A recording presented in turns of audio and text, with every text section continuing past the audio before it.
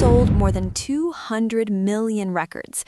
She performed for presidents, for royalty, for stadiums so vast the edges disappeared into darkness. And then, without warning, her own body turned against her. There are artists who survive fame, and then there is Céline Dion, a woman who survived everything fame could never prepare her for: poverty, public judgment, devastating loss, and a disease so rare it strikes barely 1 in a million people, a disease that attacks the very muscles required to stand on a stage and sing. Most people know the voice. Almost no one knows the cost.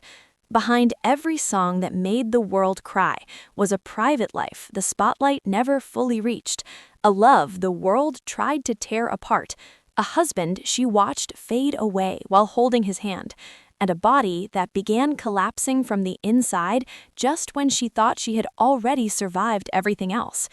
To understand how she kept going, we have to go back, far back, to a small town in Quebec and a kitchen table where survival came before dreams. Céline Dion was born on March 30th, 1968, in Charlemagne, Quebec, the 14th child in a family with almost nothing. 14 children, 1 income, a house so small that privacy didn't exist. Winters were brutal, food was stretched, beds were shared. Some weeks the cupboards were nearly empty. Her mother, Thérèse Dion, often fed her children first and herself last. It was a quiet kind of heroism, one Celine would only fully understand years later when she became a mother herself. But inside that crowded house, something extraordinary lived. Music. Her father played accordion, her mother sang, her siblings harmonized. Music wasn't entertainment in the Dion household. It was communication. It was how they celebrated, how they mourned, how they stayed warm when money and comfort were scarce. At 5 years old, Celine climbed onto the kitchen table and sang. Not shyly, not nervously. She sang with certainty. The room went silent. Her parents looked at each other and knew. This wasn't just talent. This was something else. When Celine was 12, her mother wrote a song and mailed a demo tape to a respected Quebec music manager named René. He nearly threw it away, but something made him press play again and again. When he finally visited the family, he expected a polished child star. Instead, he found a thin, serious girl in a modest living room who sang like the room was a cathedral. René wept. He signed her immediately and then mortgaged his own house to finance her first album. Not a label's money, his home, his belief. That decision changed both of their lives forever.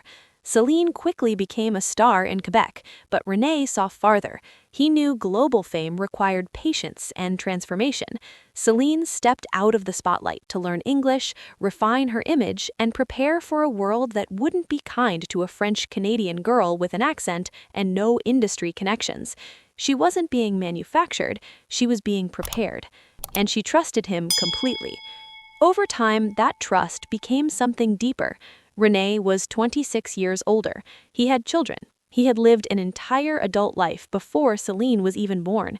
When their relationship became public, the backlash was vicious. People questioned her agency, her maturity, her truth.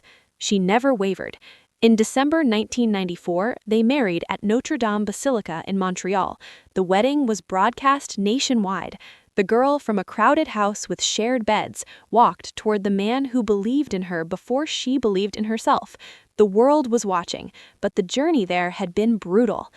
Then came the moment everything changed. In 1988, Celine competed in the Eurovision Song Contest, representing Switzerland. She was 21. Europe didn't know her name. She won by 1 point. Overnight, she belonged to the world. English-language albums followed. The hits stacked up. The Power of Love, Think Twice, Because You Loved Me. Then came a song that should never have worked on radio. 7 minutes long, dramatic, unapologetically emotional. And then came Titanic. Director James Cameron didn't even want a title song, but Celine recorded My Heart Will Go On in a single take. No polish, no second try. It became one of the most recognizable songs in human history. Celine didn't just become famous, she became a shared emotional language. And then, just as quietly, everything began to break.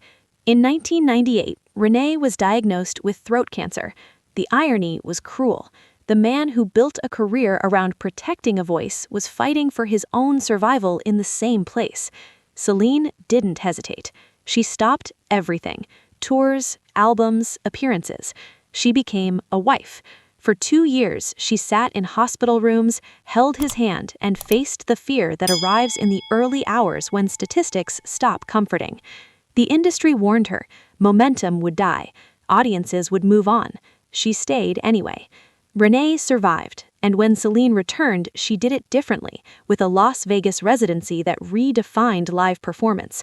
Hundreds of shows, one home, one city. For a while, life was kind again.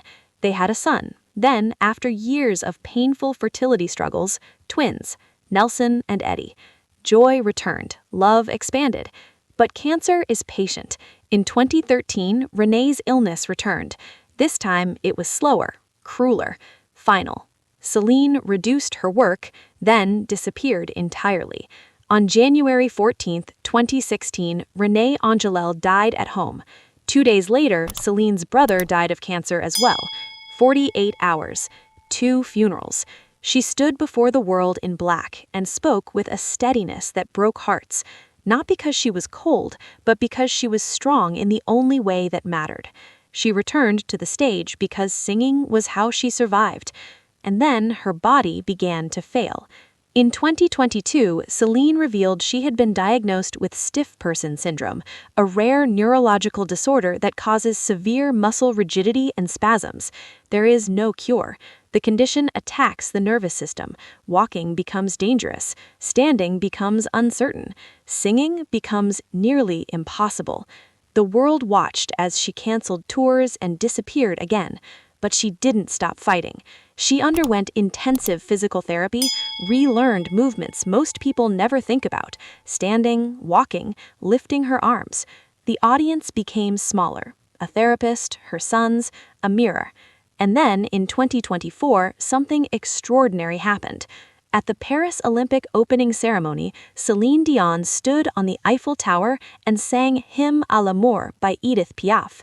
Thin, careful, present. Her voice carried everything she had survived: poverty, judgment, love, loss, disease. The world didn't hear a comeback. They heard endurance. Today, Céline Dion still lives with stiff person syndrome. There is no victory speech, no cure, only management, resistance, refusal to disappear.